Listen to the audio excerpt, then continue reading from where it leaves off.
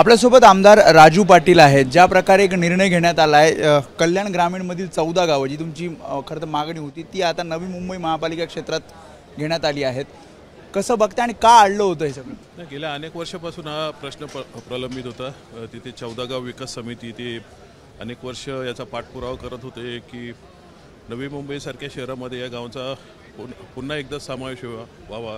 कारण ही पूर्वी गावं ह्याच महानगरपालिकेत होती, ती आता आम्ही पाठपुरावा करून एकदाची गेली आणि आता त्याची पुढची प्रक्रिया चालू केलेली आहे। आजच मला वाटतं तिथले आयुक्त कैलास शिंदे यांनी तिथले मालमत्ता ताब्यात घेण्यासाठी काही अधिकाऱ्यांची नियुक्ती केलेली आणि माननीय मुख्यमंत्री साहेबांचे मनापासून आभार मानतो पूर्ण एकदा की त्यांनी हा विषय तडीस लावला एकदाच। आणि आता नवी मुंबई महानगरपालिका अशी की जी आपल्या देशातली एक नियोजनाच्या बाबतीत अव्वल असलेली महानगरपालिका आहे आणि निश्चितच तिथल्या भागाचा विकास एक चांगल्या पद्धतीने होईल। तुमच्या डोक्यात काही प्लॅन आहे जेव्हा हे 14 गाव या महापालिका क्षेत्रात येतात? हो, निश्चितच, नक्कीच। आमचं बघा तिथलं ॲस्थेटिक किंवा तिथलं नियोजन या बाबतीत निश्चितच आमच्या मनात काही गोष्टी आहेत, येणाऱ्या काळात बघू चांगले। आतापर्यंत रखडलं का जात होतं, त्याला कारणीभूत कोण?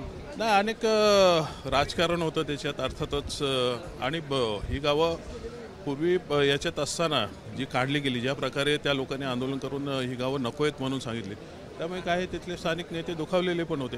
परंतु आता त्यांनी मोठं मन दाखवून म्हणजे मी विशेषतः नाईक साहेबांचेही आभार मानेन की त्यांनी या प्रश्नी लक्ष घालून ही गावं परत यावी यासाठी आमचा मान राखला पाहिजे। धन्यवाद। त्यामुळे होते राजू पाटील, त्यांनी या निर्णयाचं स्वागत केलं। कॅमेरामॅन गजानन बाळापूरकर समेत वेदांत नायब, एबीपी माझा, मुंबई। एबीपी माझा, उघडा डोळे बघा नीट।